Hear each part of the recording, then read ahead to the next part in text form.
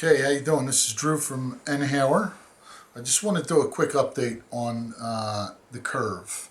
The Kick2 is out now. The old Kick had a little spring on it.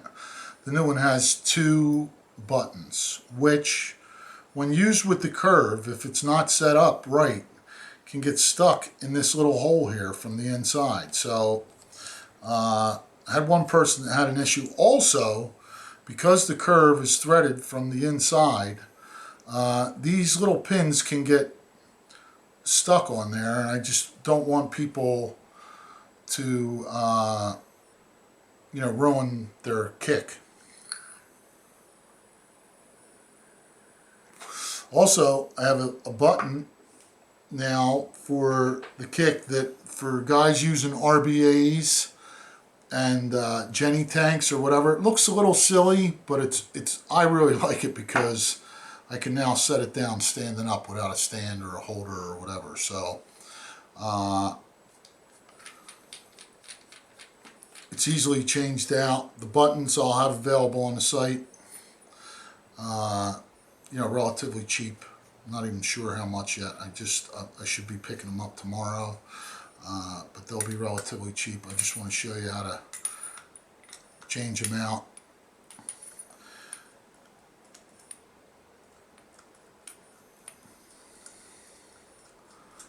So here is a mini curve. Now the other thing is, the regular curves and all the mini curves to date, they have a spring in them. So if you order another button, you'll get a new spring. And the reason being, I'm going to show you right now, is that they're the same spring, but these springs, we cut them down to make the button easier to push. So on the original curves, the button's easy to push. Now when you put this bigger button on, if you want to stand it up and you use this spring, it's going to activate when you set it down. It could possibly activate. So instead of cutting the springs down, we're using the full spring, which will stop your device no matter how heavy it is. If you put a heavy RBA on there or whatever, it won't activate the device for you. So you can either do it like that, or you can play around trying to get it in there. But I can do it either way. But that's basically it. You take the bottom off, you put the spring in there, you put your new button on. Now, using this with the kick, you want to, there's the slot. You want to put these pins on the opposite side of those holes, and then just sort of work those pins down in there, and then sort of wiggle it in. Don't mash it in there, because it will it'll get caught on the threads. But once it's in there, you shouldn't have any issues with it. Even if you don't get it all the way down, it's better to put this on and screw it in, because the center pin on the top cap will push that down to where it needs to be, and then tighten it up like that so it doesn't smash it. It sort of centers it out and makes it. So there you go. There's your kick device that stands up, that won't activate. Now the button's a little bit harder, but it's sort of, because this is bigger, it sort of compensates it and makes it a little easier to push. Like I said, it's not going to be for everybody. Everybody's not going to like it.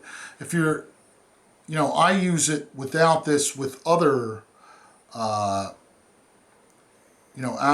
or cartomizers that are safe to lay down. But when you're using something that's not, like a lot of these RBAs, like this one, this is the reactor lava gen. So if you lay this down for an extended period of time, the liquid will leak into the top and leak out of that air hole. So you want to keep these standing up. So if you, it's sort of a pain to either put it in a, I use a toilet paper roll in the house with my old one, but now I just put it on there. So that was like a drawback for some people with with the curve. So hopefully,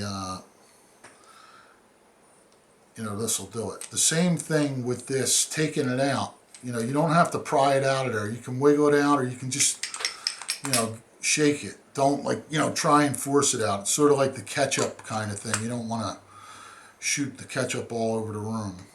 Just requires a little bit of patience to take in and out. But if you just wiggle it and push the pins in there and wiggle it down in there, it works fine. And the same thing, just wiggle it out.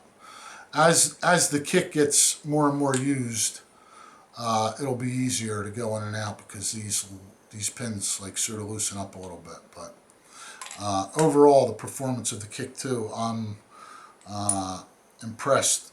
It works better. And I was talking to Brandon about this the other day. One of the things with the older kick is when the battery got lower, if you didn't have a really good contact, I don't know how well you can see that in there, but that just makes excellent contact with the sides of these mods. Where the other one, it did okay, but if it's not making super good contact with the inside of your mod, when the battery gets lower, it'll start cutting in and out, and it's not because the kick is designed to not over draw your battery down to the point where it can't be charged anymore. So basically what this does is it gives it better contact all the time. So you can really run your battery all the way down to the cutoff, whereas before, if your battery was down to say 3.6 volts, and it wasn't making good contact with the side of the mod, you'd start getting that instead of the good firing. So the new pins have really helped that, and I'm able to run my batteries all the way down to a safe limit without getting that stutter from the low battery warning from the kick. So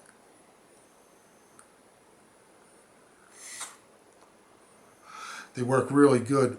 I've been loving mine with the sub-ohm. This is a 0.7, 0.8-ish sub-ohm coil that I have in here, and it's amazing.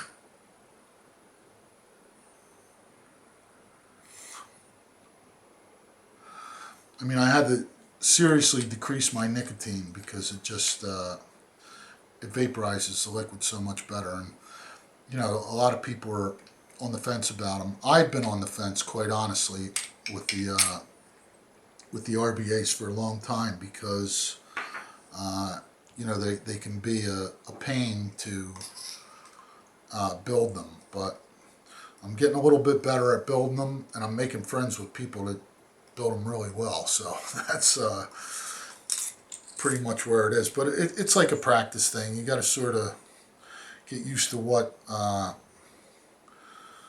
you want and how you want it, and once you do that, it's not that bad. So that's it. Thanks for watching. I hope this resolves any issues people are having. Thanks for watching my video.